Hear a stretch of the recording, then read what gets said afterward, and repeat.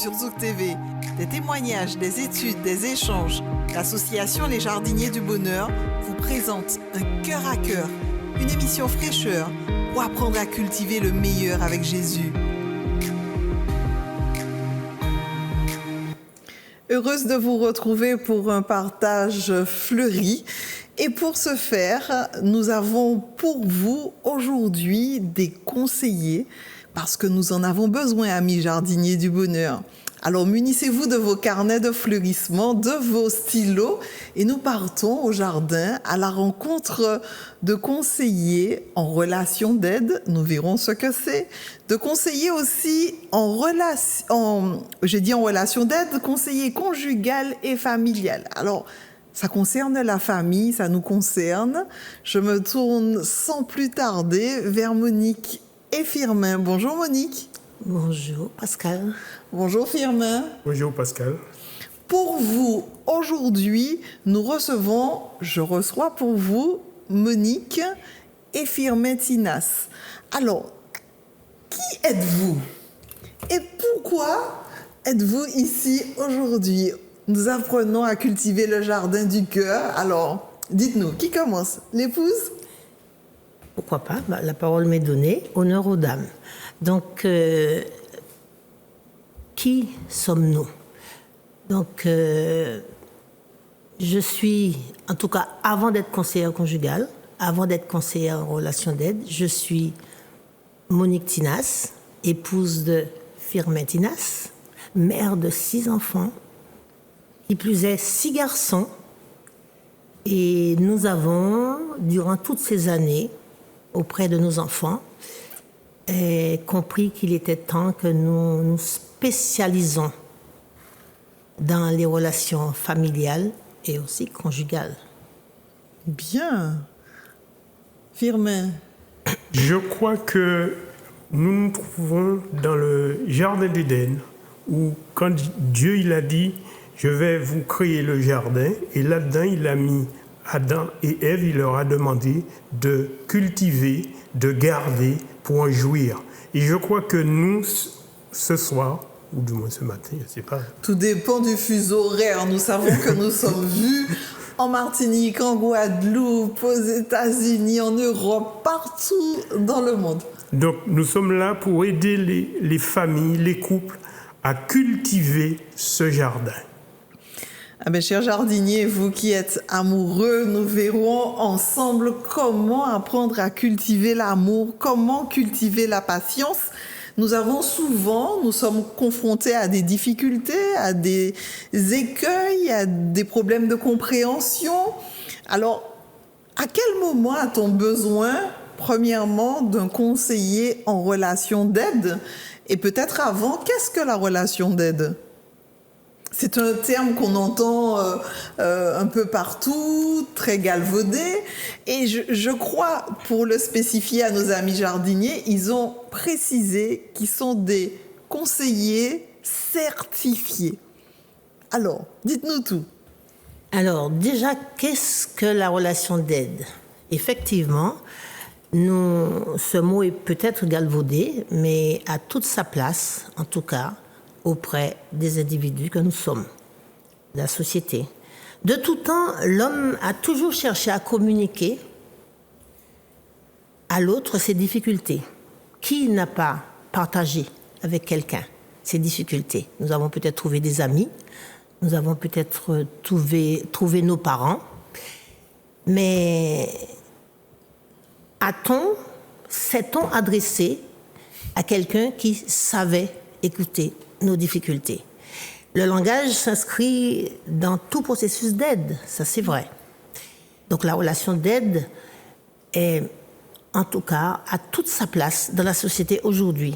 Savez-vous que la relation d'aide remonte à très longtemps, depuis Socrate, qui disait déjà, ce sont ces termes, qu'il était accoucheur d'âme. Le mot est assez fort. Absolument. Accoucheur d'âme. Mais il visait à révéler les personnes à elles-mêmes. C'était son but. Mais nous avons un autre contemporain, Antiphon d'Athènes, de 480 à 421 avant Jésus-Christ, qui lui semble être plus proche de la relation d'aide. Pourquoi? Parce qu'il faisait parler son patient et de ses souffrances, et il reprenait ensuite le contenu du style de ses paroles en procédant à un recadrage pour lui donner une autre vision de la réalité. Bien sûr, il se gardait de ne pas nier l'histoire de son client. Nous croyons pouvoir dire que c'est un accompagnement et aussi une aide avec une approche psychologique des besoins de l'être humain. Elle vise à révéler, comme disait Monique, la personne à elle-même. Et en fait, sans interrompre Firmin, on a tous besoin de se révéler à soi, de savoir qui nous sommes, nos qualités, nos blocages. Parfois, on est confronté à des problèmes de communication où on a du mal à se comprendre soi-même. Alors, à ce moment-là, on appelle Firmin et Monique. Alors, je pense que l'être humain a ce grand besoin de se révéler à lui-même. Et pour cela, il a besoin d'un vis-à-vis. Je pense que depuis la création, Dieu nous avait donné de comprendre que l'homme ne peut pas vivre seul. D'ailleurs, le texte dit bien, il est douloureusement regrettable que l'homme soit seul. Donc Dieu, à partir de ce moment, a dit qu'il va donner à l'homme un vis-à-vis, quelqu'un avec qui il pourra communiquer. Et je crois que la Bible nous parle aussi de ce besoin d'avoir quelqu'un avec qui communiquer. Et je crois que nous trouvons dans la Bible, dans Proverbes notamment, un texte qui nous dit que le sage a le pouvoir des mots et a le pouvoir de guérir. D'ailleurs, en préparant l'émission, je disais à mon époux, et c'est vrai, je comprends pourquoi Dieu, et la Bible nous parle de David qui disait « Tant que je me suis tu, donc je ne parlais pas, mes os se consumaient ». C'est très beau tout ça, mais il y a quelque chose qui a retenu mon attention et je pense que nos jardiniers également, on a besoin d'un vis-à-vis. Et ceux qui ne trouvent pas de vis-à-vis, c'est le mal du siècle. On a beaucoup de personnes qui ont du mal non seulement à se retrouver, mais à trouver un vis-à-vis. J'ai cru comprendre que vous êtes tous les deux également responsables de formation. Alors, est-ce que vous aidez les uns et les autres à cette mise en relation, en connexion? Je crois que la Bible dit quelque chose qui va vous donner une aide, mais une aide qui vous corresponde. Donc très souvent, nous rentrons en relation avec quelqu'un, mais peut-être qu'il ne nous correspond pas.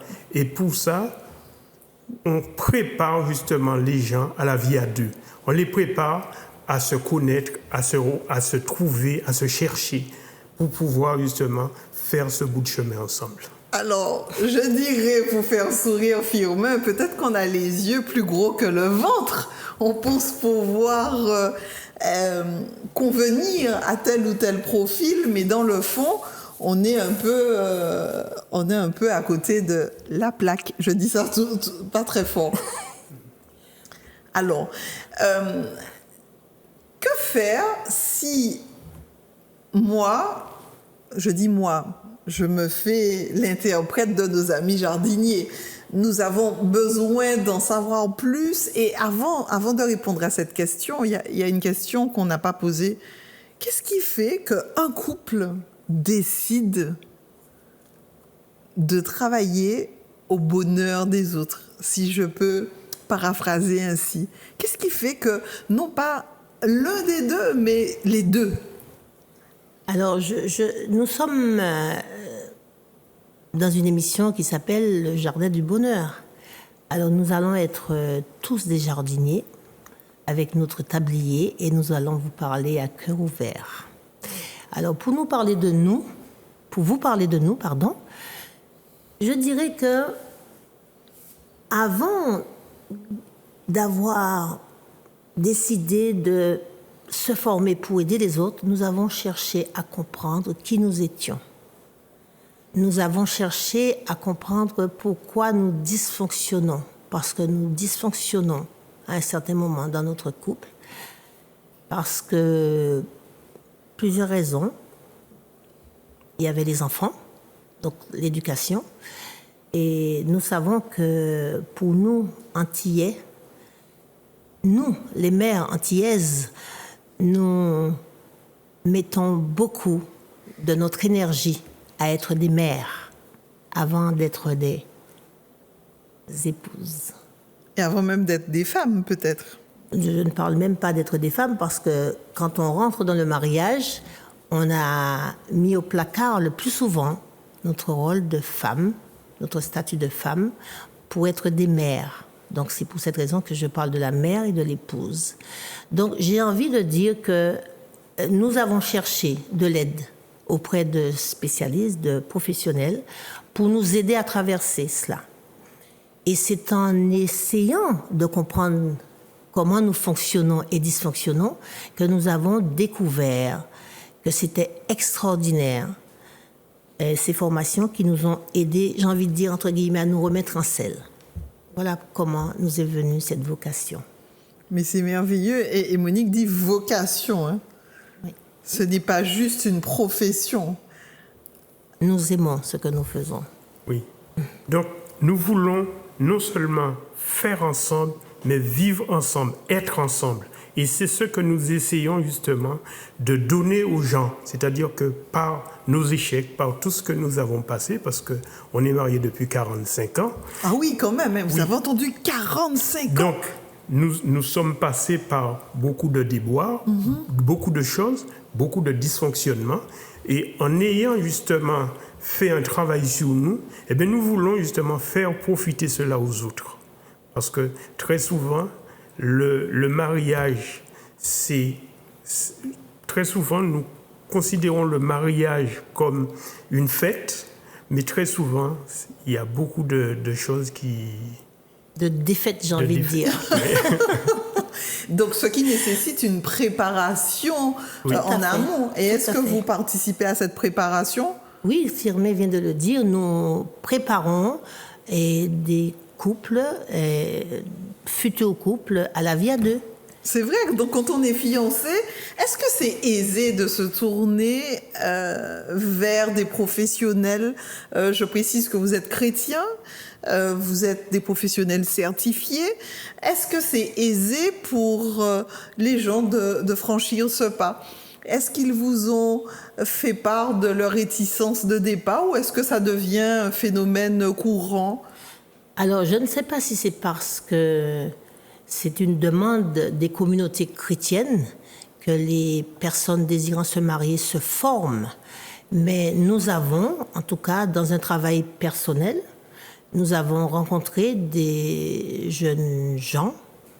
Quelle tranche d'âge à peu près? Nous avons de tout âge. D'accord. Nous avons même des personnes mariées qui ont divorcé et qui veulent refaire une préparation à la vie à deux. Et nous avons trouvé ça merveilleux, oui. Parce qu'ils ont dit que certaines choses étaient passées inaperçues et que peut-être que s'ils savaient certaines choses, ça les aurait beaucoup aidés. Mais je pense que l'être humain, l'homme a besoin de savoir comment il fonctionne. La femme a besoin de savoir comment elle fonctionne. Si nous ne connaissons pas comment nous fonctionnons, si nous ne connaissons pas qui nous sommes, je ne crois pas que nous pourrons mettre notre vie, j'ai envie de dire, dans un même panier avec quelqu'un, parce que nous sommes des étrangers quand nous nous rencontrons.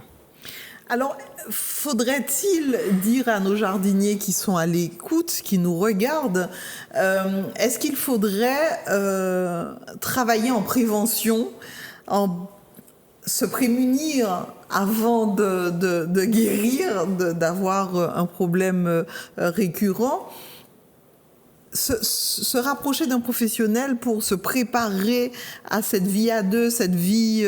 pourquoi est-ce que je veux faire couple? Est-ce qu'on peut avancer? Est-ce que moi, je suis en phase avec moi-même? Est-ce que je sais qui je suis? Est-ce que je connais le type, le profil que je souhaiterais? Alors, je voudrais dire que faire une préparation pour la vie à deux est nécessaire. Mais Mais parce que très souvent, beaucoup ne veulent pas s'engager à faire cette préparation. Mais dites-vous bien que tôt ou tard, nous les retrouvons. Nous les retrouvons parce que ça va dysfonctionner parce qu'ils n'ont pas appris à connaître l'autre avec lequel ils vont passer le reste de leur vie. Donc, nous les retrouvons. Donc, vaut mieux le faire avant. Prévenir. Et comme ça, on les prépare justement à toutes les étapes du mariage. Parce que souvent, on ne sait pas.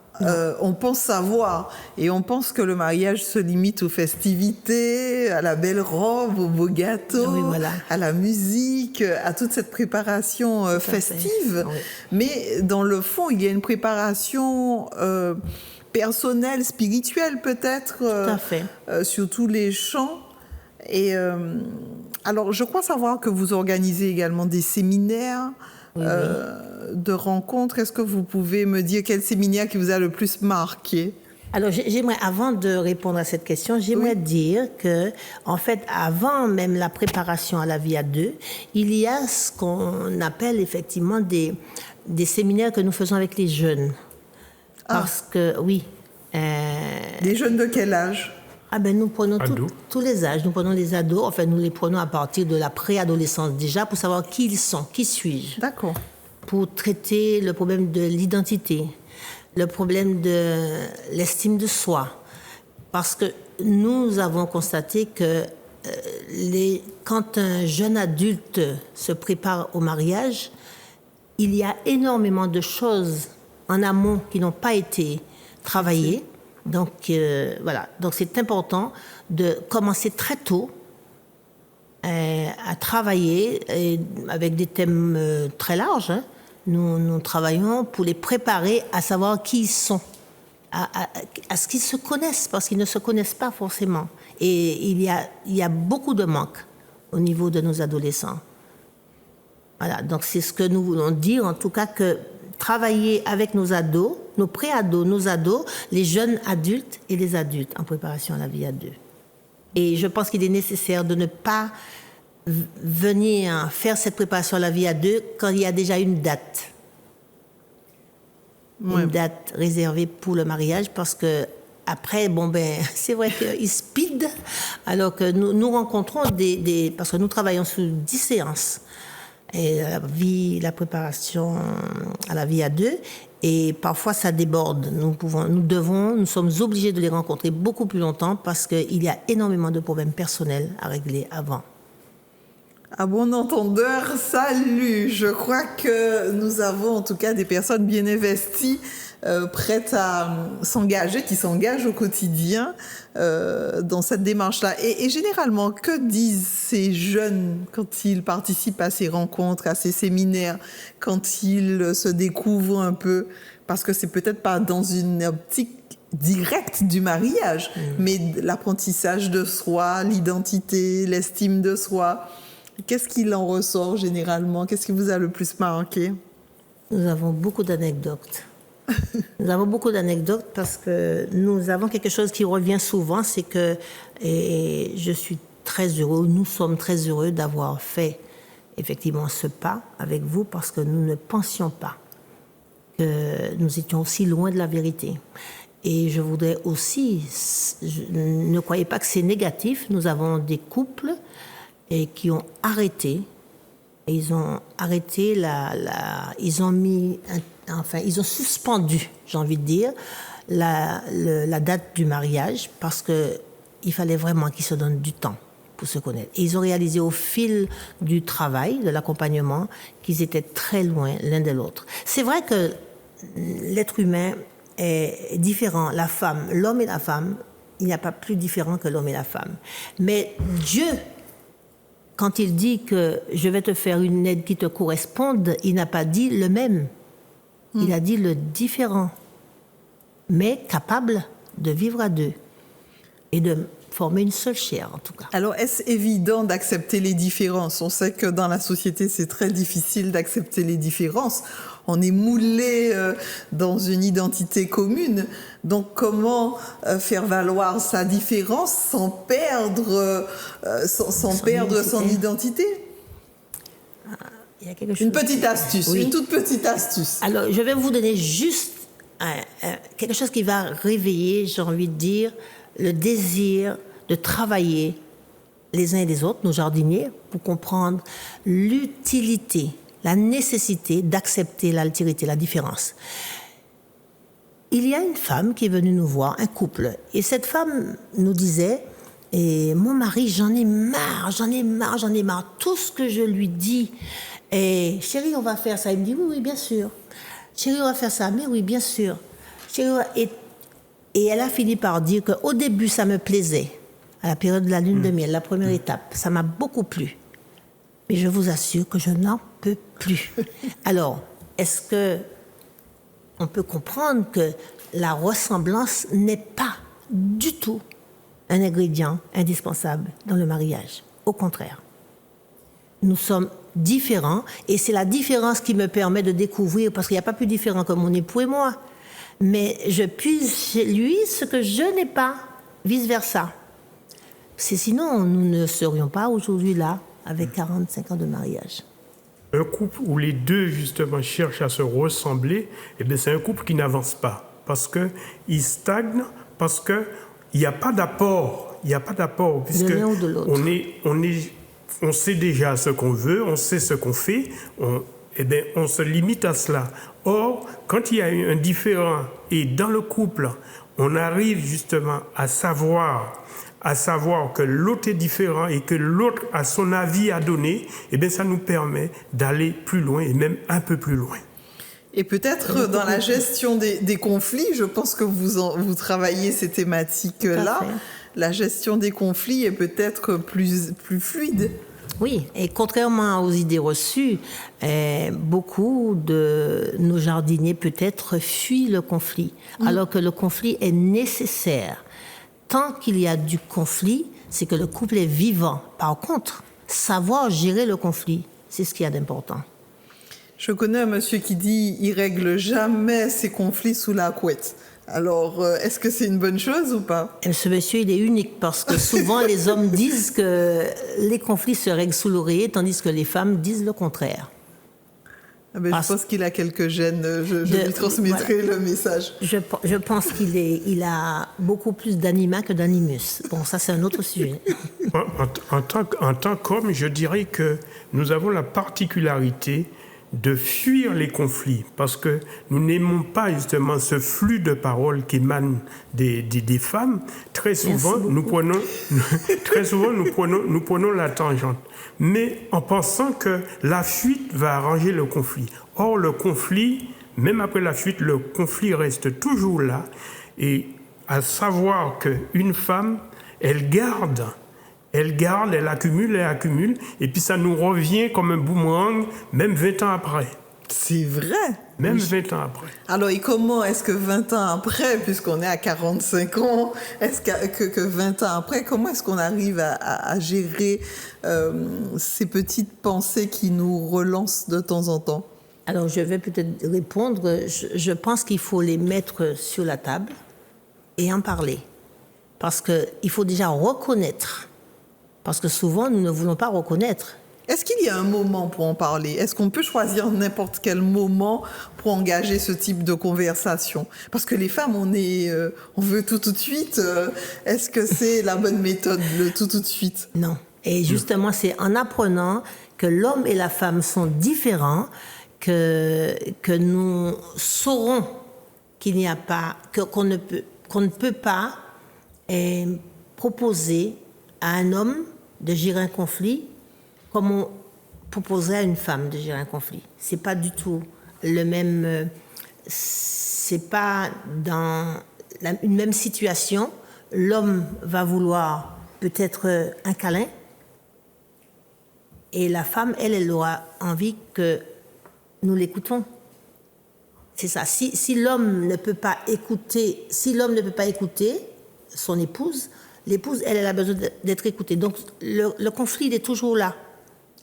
La femme n'a pas des besoins au même moment que l'homme. Si elle a besoin de régler un conflit, là, tout de suite, l'homme, lui, forcément pas. Donc, ce qui revient à dire, c'est que nous devons faire des de la coopération, c'est ça? Nous devons coopérer pour trouver un juste milieu, qu'il n'y ait pas de perdant, gagnant, mais gagnant-gagnant. Est-ce qu'en amont, il y a un contrat entre les deux partenaires quand ils apprennent à mieux se connaître, une petite charte peut-être, enfin, je me projette déjà à mi-jardinière, une charte peut-être qui nous rappelle ces engagements que nous avons formulés. Pas quelque chose de conventionnel, j'entends bien. Quelque chose de personnel? Oui, oui. Est-ce que ça vous est déjà arrivé d'avoir des couples qui... ou même des jeunes, hein, avec eux-mêmes, où ils se disent tel jour je m'engage à me souvenir que je suis une personne précieuse, par exemple, que je dois faire passer mes besoins avant de combler ceux de l'autre, enfin ce genre de choses. Alors j'ai envie de dire que notre culture ne nous aide pas. Ah, Parce quel ingrédient culture? Oui, parce que la culture, nous n'avons pas une culture de la tendresse. On a du mal à être tendre, on a du mal à dire à l'autre qu'on l'aime, on a du mal à se montrer nu, comme l'a dit je suis convaincue que quand la Bible dit qu'ils étaient tous les deux nus et ils n'en avaient point honte, je pense que c'est important d'avoir cette capacité à se montrer nu devant l'autre. Ou l'homme peut-être... Dans tous les sens du terme. Hein? Oui. Oui, dans tous les sens du terme. Je ne parle pas seulement physiquement, ce qui est bien d'ailleurs, ce n'est pas méchant, mauvais, mais dans tous les sens du terme. Et ce n'est pas facile, en tout cas nous l'avons constaté depuis que nous sommes revenus, parce que nous réalisons que ça ne fait pas partie des ingrédients des Martiniquais, en tout cas puisque nous sommes en Martinique, d'être tendre et de dire à l'autre combien il est important pour nous, de lui dire combien on l'aime. Est-ce que c'est une question d'éducation? Parce que quand on constate des couples mixtes, ils arrivent bien à être tendres les uns vis-à-vis des autres. C'est pour cette raison que je parle de culture. C'est un peu bizarre, quoi.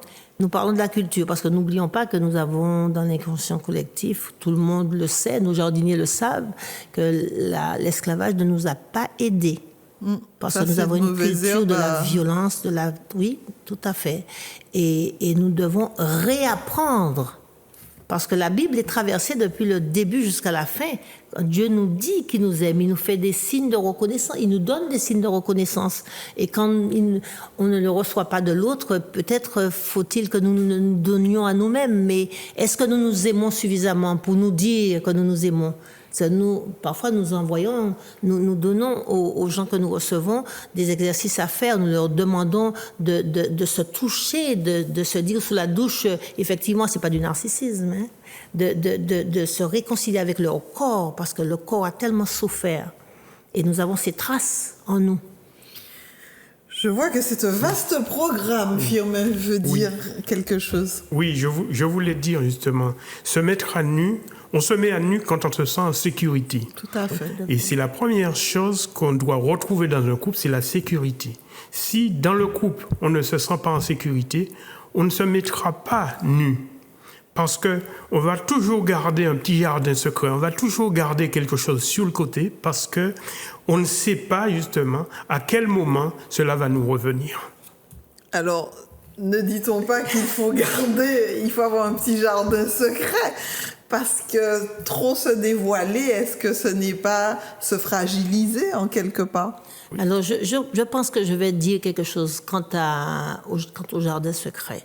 C'est que nous avons compris, en tout cas, que dans un couple, tout ce qui ne va pas aider mon couple ne mérite pas d'être dit.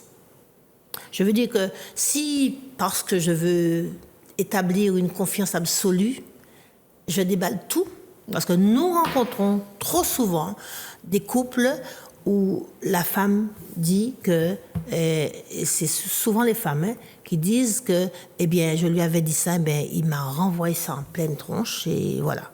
Donc, je pense que si dans un couple, et ce que je vais dire ne va pas nous aider pour avoir un lien de bonne qualité, il n'est pas nécessaire de le faire. Celui qui, je pense que je me permets de prendre un texte de Proverbe qui dit « Celui qui cache une faute amène la paix, et celui qui la divulgue amène la discorde. » Voilà.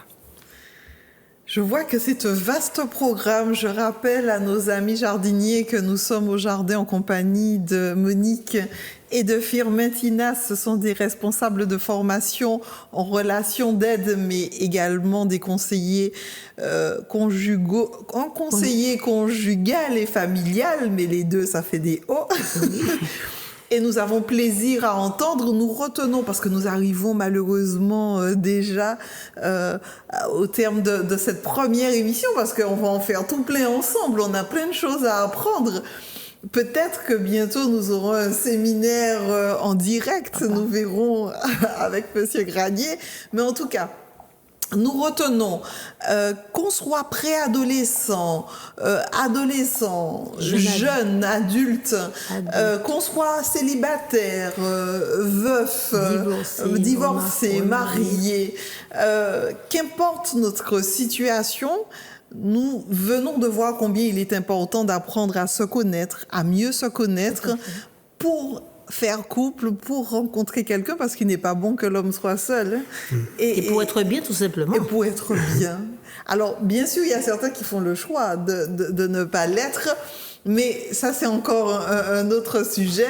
Mais nous retiendrons, chers amis jardiniers, avant de nous séparer, que nous avons besoin de rencontrer des personnes formées qui peuvent nous accompagner dans ce parcours de vie qui est merveilleux, qui nous apprend à être en épanouissement quotidien. Et cela vaut le déplacement. Et cela vaut le déplacement, il nous le précise. Un dernier mot, Monique ou Firmin? En tout cas, moi, ce que je voudrais dire à tous ceux qui nous écoutent, c'est que nous pouvons être heureux. Nous pouvons vivre, avoir un jardin bien entretenu, de bonne qualité, où poussent de très belles fleurs. Merci Monique, merci Firmin. Et nous vous rappelons, chers amis jardiniers, que vous pouvez fleurir là où vous êtes plantés. Et quoi de mieux d'être planté là où nous nous trouvons, que ce soit dans un terrain marécageux, dans un terrain abondant, c'est possible de fleurir là où nous sommes plantés. Nous remercions Yannick et François pour la mise en onde et nous vous faisons de merveilleux baisers. Vous donnons rendez-vous pour un prochain Cœur à Cœur avec Jésus. Merci, à bientôt. Sur Zouk TV, des témoignages, des études, des échanges, l'association Les Jardiniers du Bonheur vous présente un Cœur à Cœur, une émission fraîcheur pour apprendre à cultiver le meilleur avec Jésus.